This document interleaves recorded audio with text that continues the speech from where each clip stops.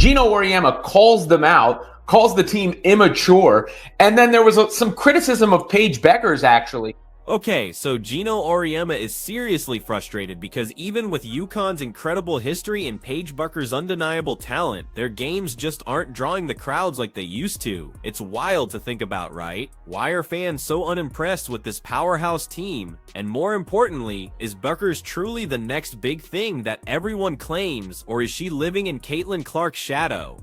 Now, I'm talking really, really small numbers. I'm talking 135 people in attendance. Yeah, you heard me right. 135 people in attendance to watch the number 11 team in the country face Utah State during the Daytona Beach Classic. What? Now, if you know anything about women's basketball, you know Geno Auriemma, the legendary head coach of UConn's women's team. He's literally guided his teams to unbelievable success for years, always pushing the sport forward, always at the absolute forefront. A corner crash box out, so I'm very picky with what I'm doing right now because I'm showing the younger guys what we're supposed to do here, and so I'm just trying to lead it and be an example in that way. But here's the kicker. The Huskies recently played in front of just 500 fans. Seriously. 500. This is despite having undeniable talent on their current roster, including their superstar Paige Bueckers. This stark reality has ignited a huge conversation about Bueckers' impact, both on and off the court, especially when you compare her to Iowa's Caitlin Clark, who, let's be real, has completely taken the women's basketball world by storm. But yesterday, in a game in the Bahamas, UConn played for 567 people. USC have had games at home in Los Angeles, in LA. They have had games with 3,000 of their 10,000 seater stadium. I've said this before. Caitlin Clark can go literally anywhere and she would fill it up. Like if Caitlin Clark played a game in Ireland, let's say she went to the bigger. Look, Bueckers is unquestionably one of the absolute best players in the game right now. But what's happening is her influence just isn't translating into the same kind of massive popularity or ticket sales that Clark generates. Clark, on the other hand, has become a household name, pulling in enormous crowds everywhere she plays, and her performances consistently go viral online. It's a totally different level of hype. I want y'all to tell me, what do y'all not like about Caitlin Clark? Is it the media coverage? Do you not like that she complains after fact? And get this, Clark isn't just a basketball great, she's a full-blown cultural phenomenon. Her intense passion, those insane long three-pointers, and her undeniable court presence have made her a global icon. Now, Bueckers is also a fantastic player, leading UConn with incredible grace and skill, but she hasn't created that same magnetic pull despite all her extraordinary talent. This isn't necessarily a reflection on Bueckers' quality as a player, but it definitely highlights a difference in their public perception. If you're a college player and you're a great college player, like Caitlin was, the delusional fan base that follows her disrespected the WNBA players by saying she's going to go in that league and tear it apart. There were actually odds on she's third or fourth in betting odds on being MVP of the WNBA. These people are so disrespectful and so unknowledgeable and so stupid. But the huge disparity in their star power actually shines a light on the subtle art of basketball fan interaction, and frankly, marketing. Clark's whole persona screams flash and flair. She absolutely thrives in high-pressure situations, and consistently delivers those jaw-dropping moments that leave fans speechless. Bueckers, on the other hand, despite all her insane skill, plays with this more controlled, efficient style that, while brilliant, just doesn't generate that same kind of viral buzz. I want y'all to tell me, what do y'all not like about Caitlin Clark? Is it the media coverage? Do you not like that she complains after foul calls like everybody else? What exactly is the reason why I see so much hate on social media and from WNBA players? All she's doing is bringing more attention to the game, and she's very skilled. Like, whenever I watch Iowa games, her teammates always got an open shot. Please explain to me. And this is why Geno Auriemma has publicly voiced his frustration, pushing for fans in the entire basketball community to really rally behind his players, especially someone as incredibly gifted as Bueckers. So the burning question still remains, Why hasn't Booker's star shone as brightly in the public eye? We're talking about UConn, a legendary program synonymous with excellence for decades, not just 10 years. But seeing the current team struggle to draw crowds feels like such a massive disconnect, a chasm between their unbelievable on-court talent and their actual off-court impact. It's a puzzle. Caitlin Clark, that would sell out in 10 minutes in Ireland. If Caitlin Clark played in the O2 Arena in England, 20,000, people from all over Europe will go to that and sell it out. Juju Watkins plays in Paris. The place is empty. She plays at home, there's 3,000. You go to Paige Bueckers goes to the Bahamas, 500 people.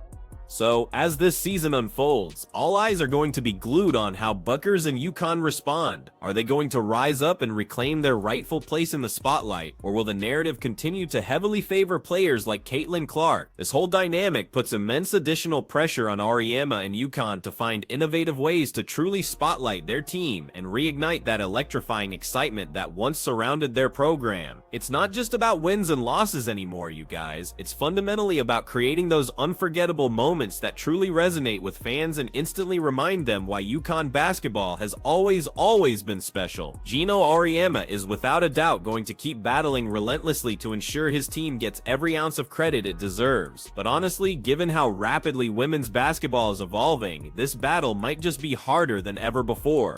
I'd like for her to get more creative with the ball, you know? I think there's times when, we started the game with her making a great play, you know, on that bounce pass to Ice. And she's either all into throwing that a pass or all into I'm scoring no matter what. And there's got to be a little bit of a... But as UConn's Paige Bueckers steps onto the court this season, a lot of people are seriously wondering if all those Caitlin Clark analogies are even justified, especially when you look at the attendance numbers, which, let's be honest, paint a totally different picture. And here's the thing, that Clark effect undeniably amplifies the vibes more than anything else we've seen. Think about it. During her time at Iowa last year, Caitlin Clark was nothing short of a phenomenon. Every single game was a sellout, shattering attendance records, and fans would literally swarm arenas hours before tip-off, all just to catch a glimpse of Clark's incredible performances. She transformed routine games into these absolute must-see spectacles, with her daring passes, those ridiculously deep three-pointers, and an unwavering confidence that basketball fans simply couldn't miss. Bueckers, though, operates in a much more subdued, systematic manner. Her basketball IQ, her court vision, her passing accuracy, they're all absolutely outstanding, but her style just lacks those super flashy viral moment elements that rocketed Clark into a global sensation. So while her talent is deeply valued by hardcore basketball fans, Bueckers hasn't quite captivated the attention of casual fans in the same way, meaning the excitement around her games just doesn't convert into sold-out arenas or broken attendance records. It's a stark difference. But now you ain't saying, oh, she's playing really well. That ain't what you were saying then. Y'all know who I'm talking to. I ain't gonna call your name, but you know who you were. Caitlin Clark is the real deal. She can actually play at an elite level.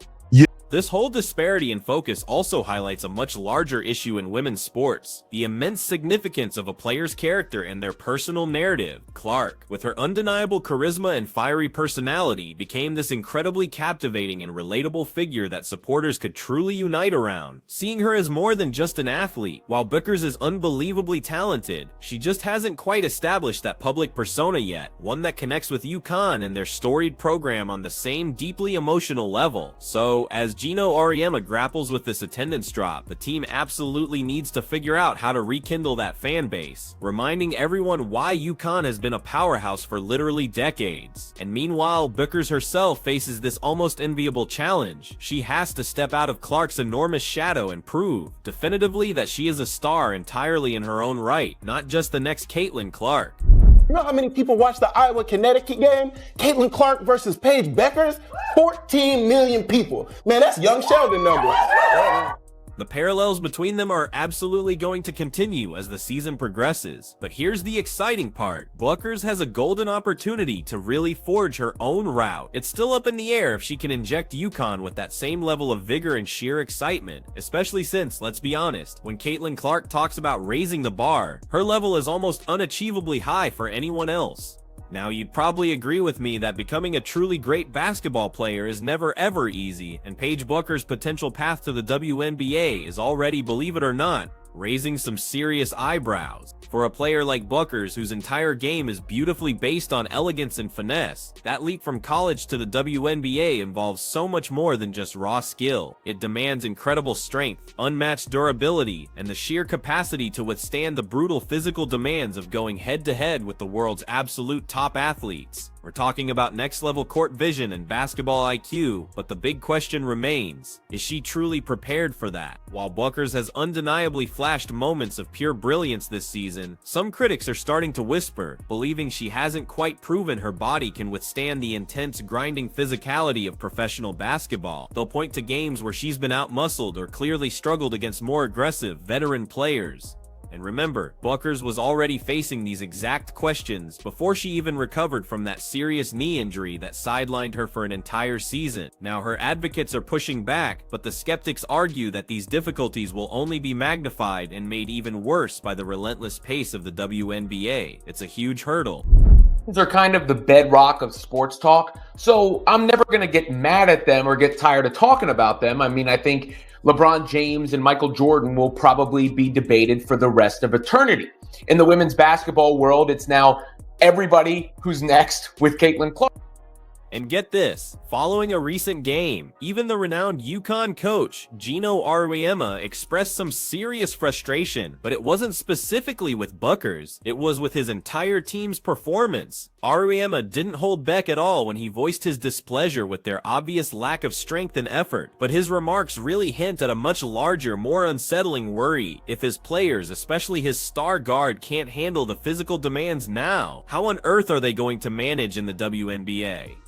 Now, doubts about Bueckers might feel a bit familiar because for her entire career, she's always been the kind of player who lets her incredible play speak louder than any criticism. But that move to the WNBA, it's going to demand so much more than just her signature smooth jump shot or those incredible no-look passes. She will absolutely need to develop an entirely new level of physical resilience to adjust to a significantly faster, much more physical game and truly demonstrate that she is in fact more than just a college star. This is her next big test to come out in this year's draft. She has another year of eligibility. She can be a super duper senior. Like, she can legitimately play until she is 24 years old.